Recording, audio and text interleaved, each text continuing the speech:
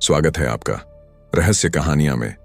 पिछले एपिसोड में हमने बात की थी तीसरे अमर योद्धा की, जो भगवान विष्णु का अवतार था, और वो थे परशुराम, जिन्होंने 21 बार क्षत्रियों का नाश किया।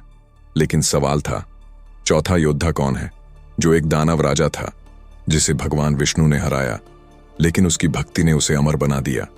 आज हम जानेंगे उस अमर योद्धा का नाम, जिसकी कहानी पवित्रता और बलिदान की है, जो अमरता का प्रतीक बन गया।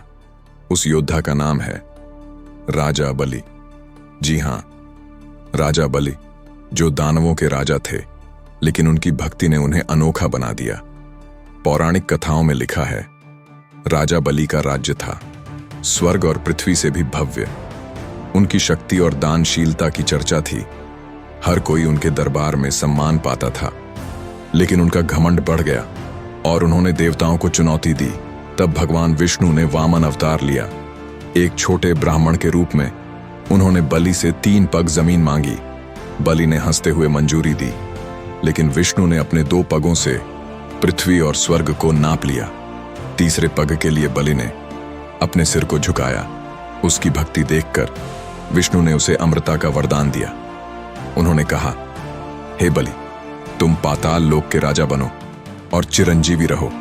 कहते हैं राजा बलि आज भी पाताल में शासन करते हैं। कुछ लोगों ने दावा किया है कि उन्होंने अंधेरे में एक सुनहरा साया देखा, जो एक राजा की तरह दिखता था।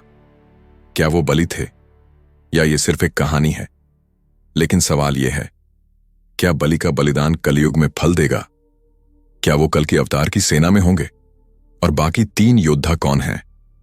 अगली कड़ी में हम जानेंगे उस योद्धा का नाम, जो समय को मापता है, जिसे भगवान शिव ने अमरता दी और जो आज भी गुप्त है। कौन है वो? क्या आप जानना चाहते हैं?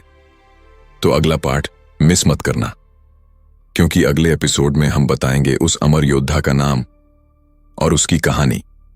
ऐसी ही रहस्यमयी कहानियों के लिए सब्सक्राइब करें